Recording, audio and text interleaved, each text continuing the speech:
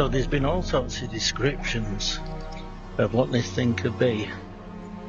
From shadows, red eye shine, looking like a big massive giant bulldog, looking really, really unnatural.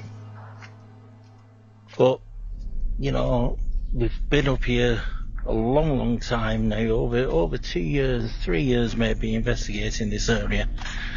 And all we've had is witness reports after witness report.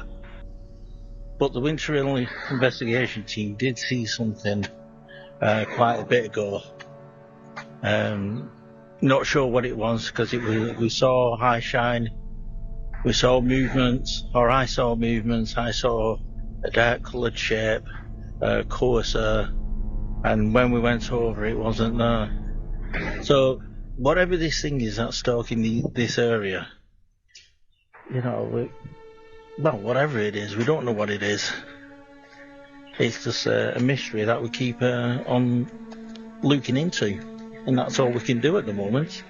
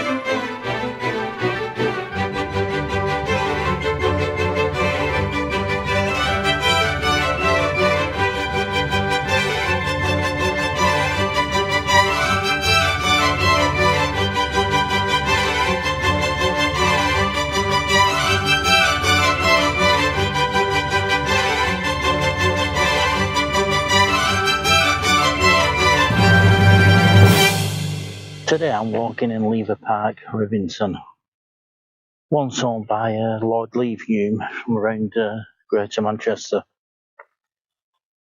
I'm going to walk down to the Liverpool Castle, which is down at the bottom here. Liverpool Castle was built here as a replica from a castle that was actually in Liverpool, which was a stronghold near where Liverpool 1 is, near the shopping centre. No longer there, but Lord Liverpool, he commissioned this castle to be made. This is one of 3 paths that take you from the car park all the way down to this castle.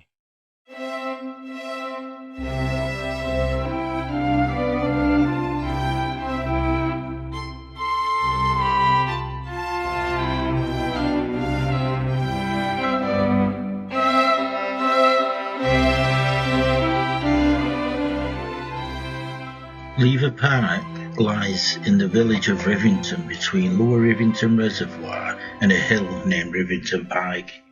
The park was donated to the town of Bolton in 1902 by William Lever, who was also known as Lord Liverpool, and who was founder of Lever Brothers Company, which later became part of Unilever.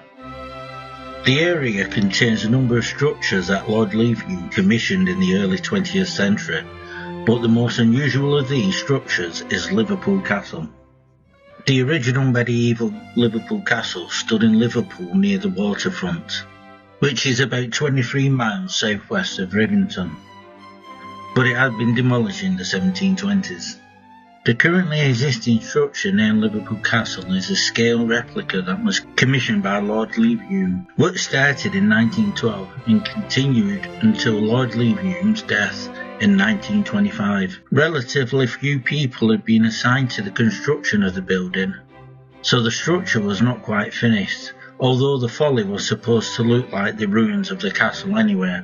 In the years since Lord Liverpool's death, the area became overgrown, and the buildings and other structures in the area, including Liverpool Castle, fell into disrepair. Weeds started growing on the castle masonry, People vandalised the walls, and a spiral staircase within the castle collapsed in the early 1980s. While many other nearby structures, commissioned by Lord Liverpool, are now undergoing conservation and restoration work, Liverpool Castle is still slowly crumbling, transforming from a folly meant to imitate the ruins of a castle into an actual ruin. Nonetheless, the park is still popular, especially among the locals, and many visitors still enjoy exploring the folly.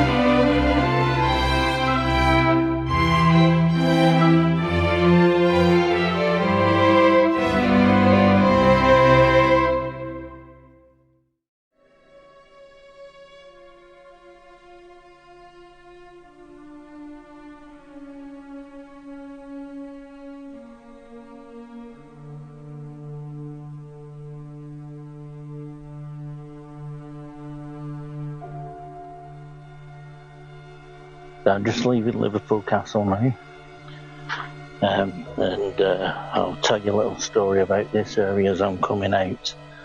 There was a couple of paranormal investigators who had gone to the castle to see if anything would happen, and as they were leaving, because nothing had happened that night, or that's what I believe, they were coming along this area.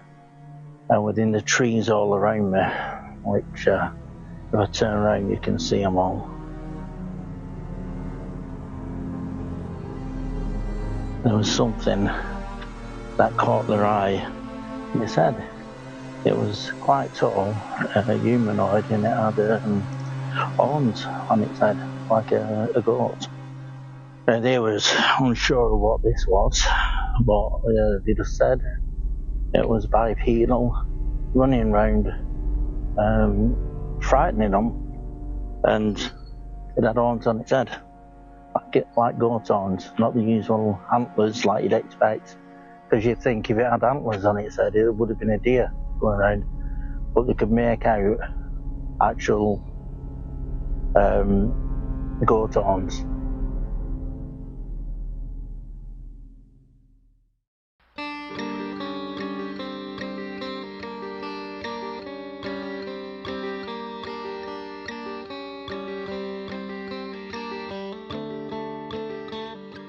Let's go and have a look down here.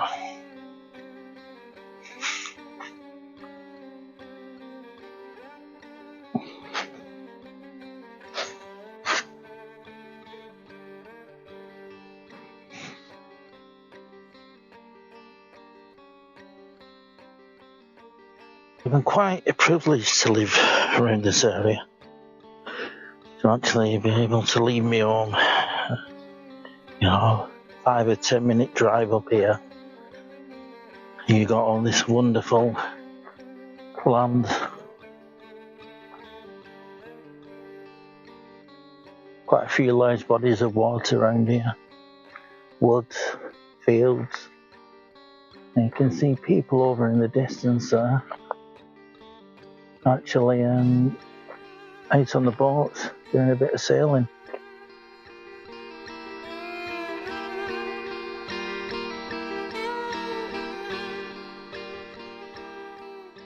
Yeah, the best time to come along here is during the week when there's no one around.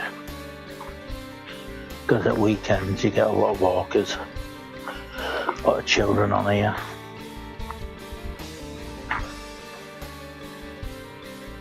And it's so nice and peaceful when you're not around, when you've got it all to yourself. I'm going to head over to the village of Rivington. and tell you about an account that's happened in that area. And while we're walking, I'll show you the scenery around this area. As you can see now, it's lovely, even at this time of year.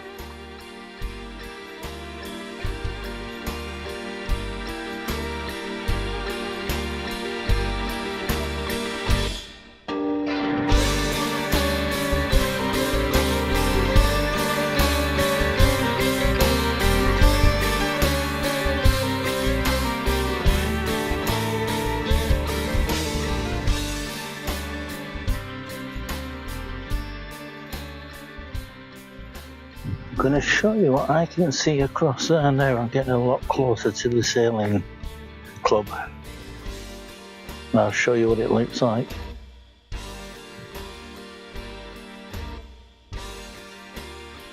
I've never sailed before. Don't know how good I'd be at it. Not very good when it comes to water. I like looking at it. Not overly keen on falling into it.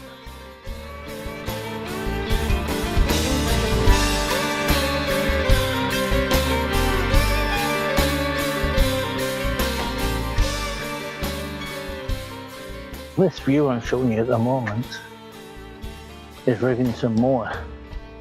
The Japanese gardens, they're called, where all the woods are. Over on this side, you can see what's called the pigeon tower. Then you go further to the middle and you see the mast, which is on Winterhill itself, which is further back. And then you go over to Rivington Pike, which is that small castle up on the hill. What I'll do is I'll zoom in and let you have a look at all three. But again, a lovely area. And in summer, when it's all green, it looks even nicer.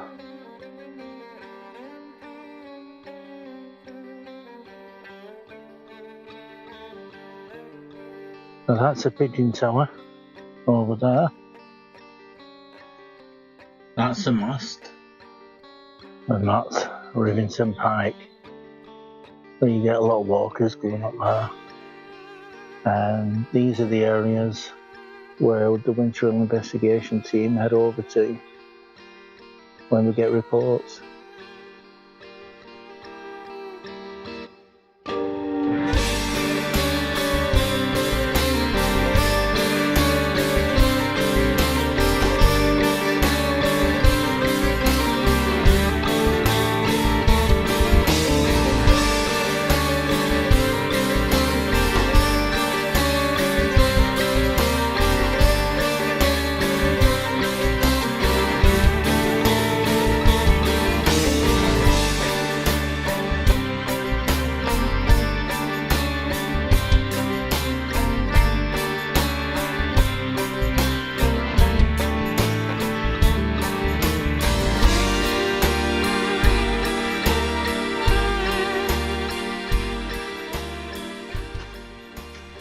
So I've got to the part near Rivington now, walking through the lodge, and we've come to the Gawape Centre. I've never been here, or trying it should I say. I've never been up there, but you know, I wouldn't mind. I can imagine it being quite fun. Turn you around and show you.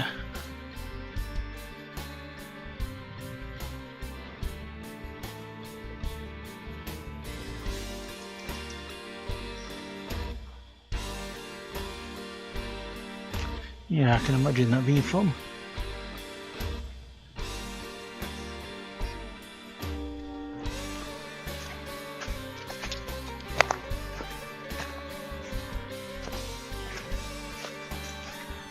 Goes all the way down the centre there.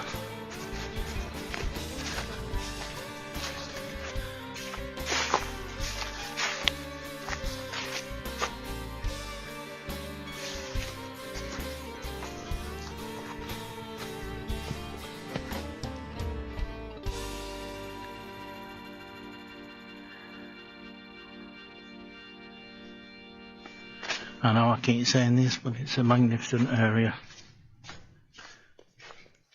We're privileged walking through here. Not the way to left. So as you can see behind me, the Go Up Centre. And in this area where we are now,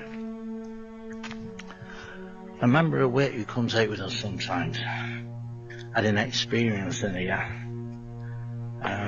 At the time, I don't think she realised it was what could have been a cryptid sighting. She was out here with her then boyfriend, who they'd come up on a bike and they'd come in here for the night. And as they were sat down, probably in this area where I am now, because as you can see there, we've got an area which is called, locally is called the beach. So she come to this area, she was with her boyfriend, and she thought she saw someone spying on them, see what they were up to, and the boyfriend chased this person off, or thought he was a person, because she said she remembers him running off, chasing him, and whatever this thing was, it actually ran up one of these trees behind me.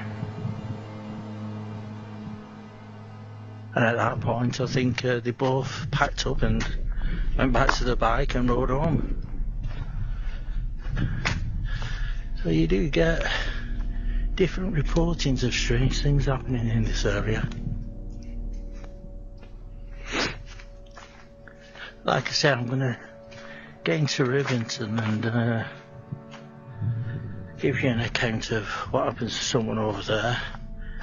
And then the last stop, I'm going to take you over to where someone had an early morning account and actually seeing something running across the field. And I'll explain that when I get over.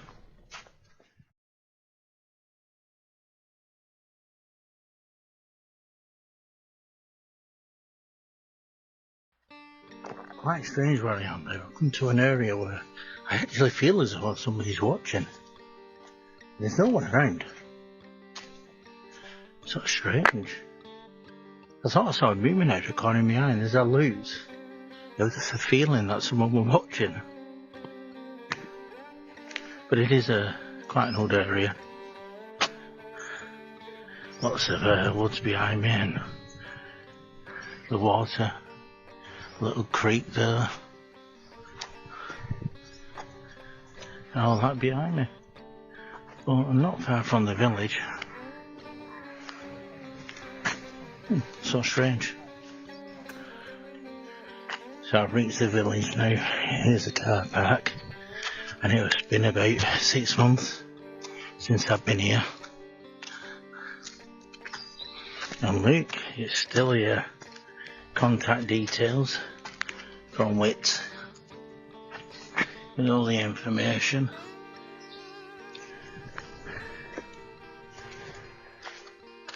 So, head this way. Then many people getting in touch with me, saying that they've seen these posters around this area, telling me strange events what they've had.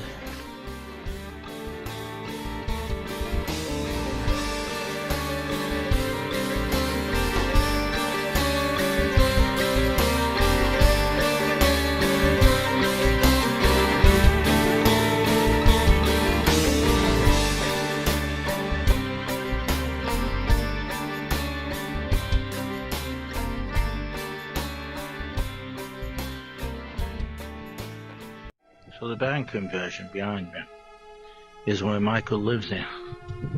Had his encounter, which is just across the road from where I am in the graveyard. Now what had happened, it did come up here at the time the barn conversion was derelict and all grown over, and he'd gone. He came up here knowing that this was like that, and decided he wanted to go in and have a look round because he's an urban explorer.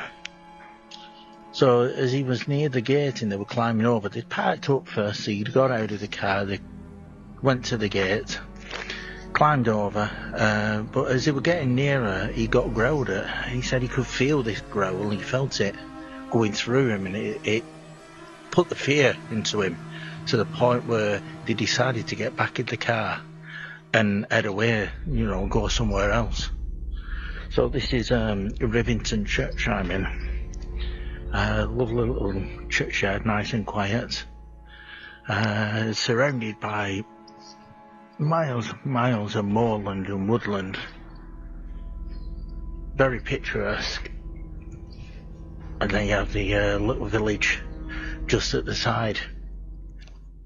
Now we're going to go a little bit further away and go towards the reservoirs where there's been other sightings.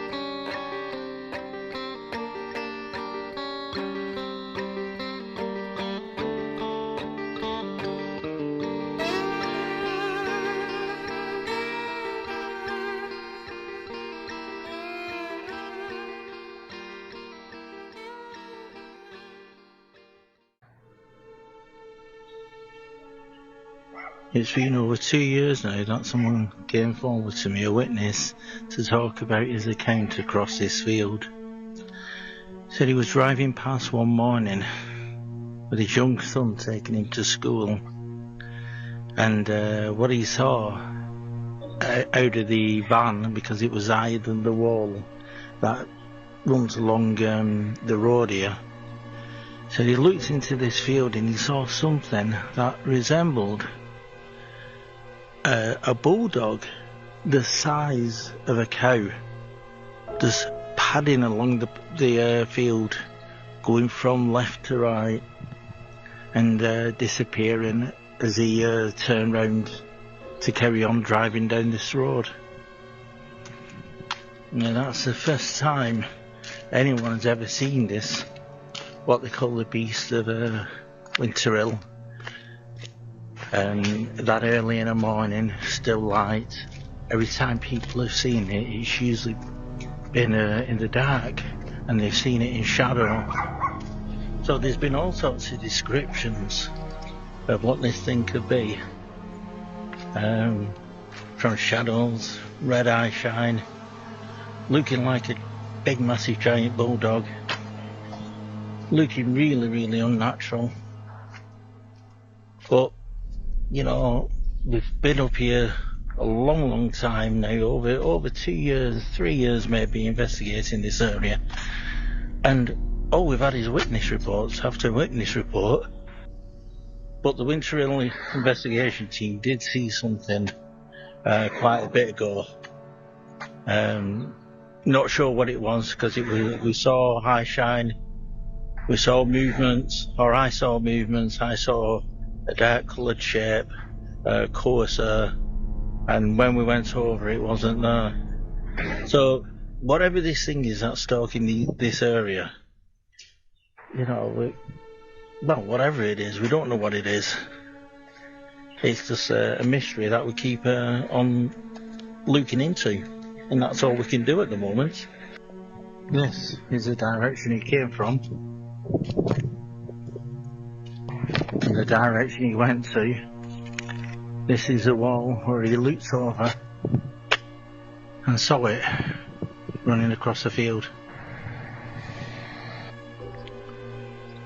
So right over there in the distance, that tree, past that tree line in front of us, that's where I first started today. So that's where I've got to head back.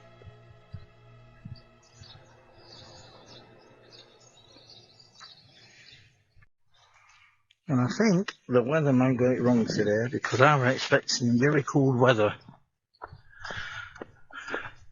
So I put this on, which is quite thick. And but that was this morning. It was chilly this morning. And it has got brighter as the day's gone on. But I weren't expecting sunshine. And that's quite a warm sun today.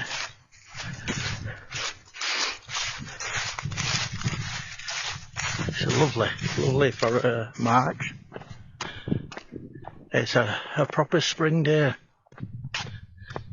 I'm unsure of the time. Right. So it's 20 past 3. I've been out since 11.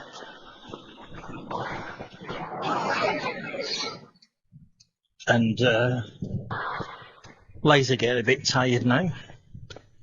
But I'm just going to finish off down here, take a few shots and tell you of the area before heading back and having my tea because I'm getting quite hungry now. I've got a nice curry waiting for me, a nice chicken curry. The more I think about it, the more hungry I get. Near the Millstone pub in Anderton, at a crossroads, there is a carved stone a few feet high which is known by two names: the Headless Cross and the Grindford Cross. It used to denote the centre of the village of Grindford, which no longer exists in its own right. There is no actual cross in evidence there now, just a stone which was its base. The original cross may well be that of which was found during excavations for the reservoir area and which now resides in the Harris Museum in Preston. The cross has been judged to be 1,000 years old and the carvings on it represent an important figure wearing a horned helmet.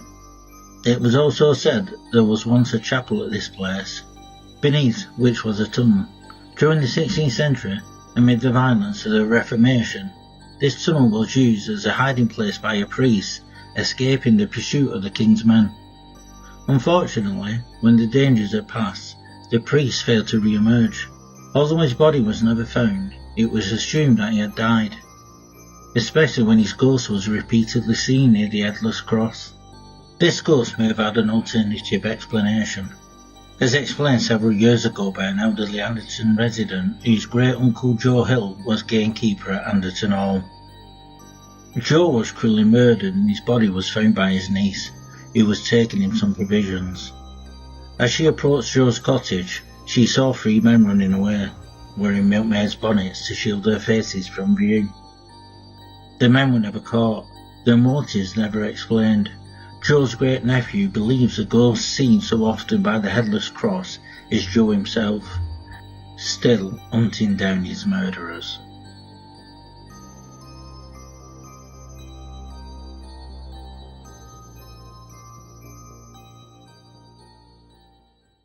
Well, I hope you've enjoyed that walk as much as I have. Do like showing people around the area I live. Especially when it comes to all the paranormal activity we have around here. And the views as well, like the ones behind me of Windsor Hill.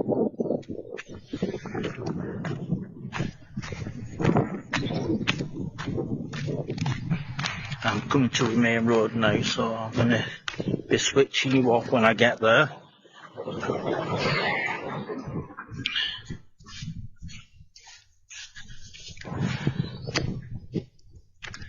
Because I'm not that far now to where I need to be.